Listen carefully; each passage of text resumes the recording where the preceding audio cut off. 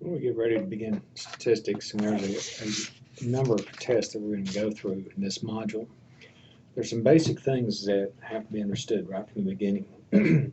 One of those has to do with data and numbers and selecting the right type of test depending upon the kind of data that you have. This section is called When a Number is Not a Number because a number is not always what we think of as a number. I'm going to show you an example of what I mean.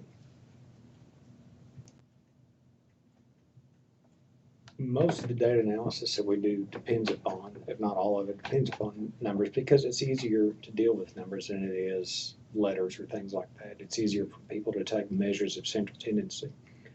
One of the problems that many people encounter is coming to the realization that numbers aren't always numbers. That is to say that they're often representations of other types of data. So before we can do anything, we need to talk about the different kinds of data.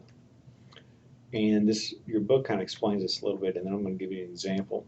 The first type is ordinal data. This means that data is placed in ranks or relation to one another. For example, when you graduated from high school, more than likely, you're ranked somewhere in that class. Somebody was first, somebody was last, everybody else was somewhere in between. And your position was relative to somebody else's. You cannot add all those people up. You can add things in order and take an average. You cannot take the average class rank because there is no average. Everybody's in a different spot. Raw scores are just interval or ratio data. It's simply stated these are just true numbers like years of experience or dollars earned. The real difference between interval data and ratio data is one has a true zero, the other one does not. Interval data does not have a true zero. An example of interval data would be temperature. The temperature of zero does not mean the absence of heat or cold. It is just a interval on that scale. You cannot add 33 degrees plus 66 degrees and divide by 2 and get an average temperature. It doesn't work that way. It's just that there's an interval of steps in between. But those steps in between are exactly the same. The difference between 3 degrees and 4 degrees is the same as the difference between 4 and 5.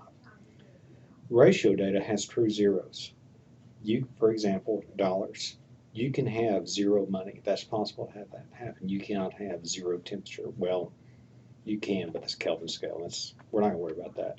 But that's the basic difference between those two. And really, you can treat these two numbers the same.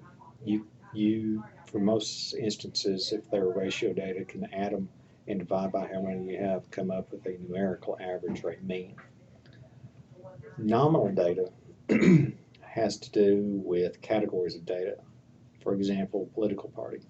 If you had 5 Republicans and 5 Democrats, you just have 5 of each. You cannot add the 5 Republicans and 5 Democrats and divide by 10 and get anything that makes any sense. They're strictly for classifications. And then dichotomous data is just yes or no, either something is or it isn't, either you're a college graduate or you're not, that kind of thing.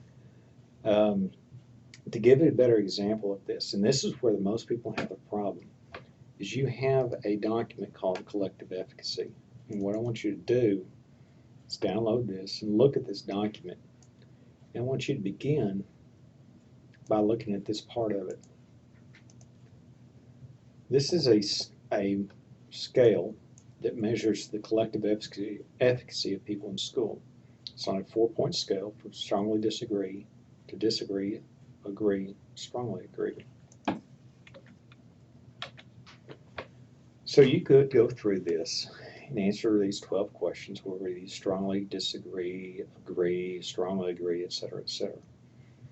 So you can go through there and answer that. But the idea of this is this has construct validity. It's designed to measure a certain construct, that construct being collective efficacy. You can't add SD, D, D, A, D, A, D, A, SA. You can't add those letters together and divide by 12 and come up with anything. It's impossible because they're not numbers.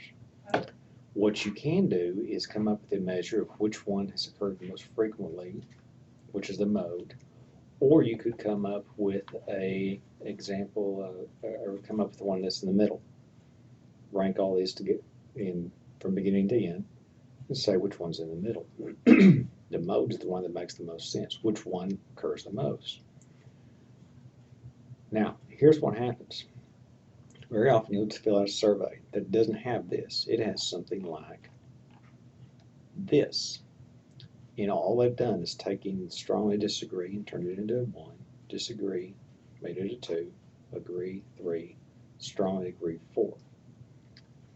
That doesn't change anything. All these look like numbers. They're not numbers. They're numerical representations of this information. So you still cannot take 1, 2, 2, 2, 3, 3, etc., all the way down to 12, divide by 12, and come up with an average score of 2.6. And here's why. First of all, as we said, these aren't numbers. These are numerical representations of these categories. That's one reason. The second reason is the difference between 1 and 2, the difference between strongly disagree and disagree is not necessarily the same as the difference between disagree and agree. It's not the same for any one individual, and it's not the same between individuals.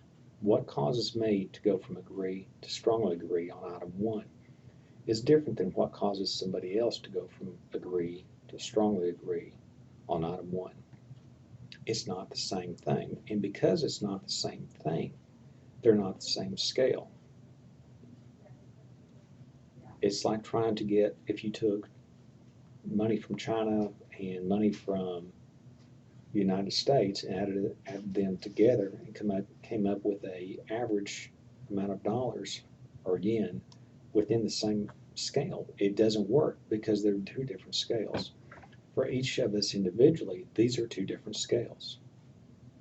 The other issue with this is because you can't do that, when people do this, they come up with a number that doesn't exist on here. Very often it's going to be a decimal number. They'll add these together and they'll say, well, this person has a collective efficacy score of 2.67. Because 2.67 doesn't exist on this scale, there isn't a way to ever come up with that number to start with. Now, what throws people off on this is it's been done so much. It's been done so wrong so many times that people have come to accept that that's actually the right way to do it. You'll see this all the time in surveys. You'll see it in restaurant ratings. That 5 people gave it 4 stars, 5 people gave it 5 stars, so it has an average of 4.5 stars. The difference between 4 stars and 5 stars is not the same for any of those 10 people. So you're creating a number that doesn't exist. Now, the reason that is important is because the type of data that you have drastically impacts the type of statistical test that you can conduct. The primary thing is if it's ordinal data, if it's survey data or rank data, you cannot use what are called parametric tests. You have to use something called non-parametric tests, and that is for ordinal data. You cannot take averages. If you can't take averages, you cannot do t-tests, you can't do ANOVAs, you can't do correlations. There is an entire different set of tests that you're going to use for ordinal data. And again, I can't emphasize this enough. People do this wrong all the time. Nearly everybody does it wrong. But that doesn't make it okay. You're going to learn a different way to do it. So, in the situations where we can take a arithmetic average, a mean, or we can take a median, or we can take a mode, all these have different situations where we're going to use them. So for example, when someone says the average score on this test on something was an 88, could be a test. What could that mean? It could mean the mean. It could mean the median. It could mean the mode. You need to be specific as to which one they're talking about. So for example, we have this set of numbers, 13, 18, etc., etc. If somebody said, well, what's the average for this? It's got three different averages. The mean, if you add all these together and divide by however many you have, is 15. The median is 14. The mode is 13. The range is the difference from the lowest one, which is 13, and the highest one is 21. So the range is 8. What we're hoping for is to have enough of these numbers with a mean and with something that's called a standard deviation, create a normal distribution. A normal distribution, and you've seen this before, is this.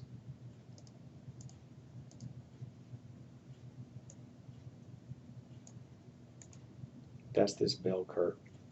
Any large set of numbers can be used to create a normal distribution. The most common is IQ score.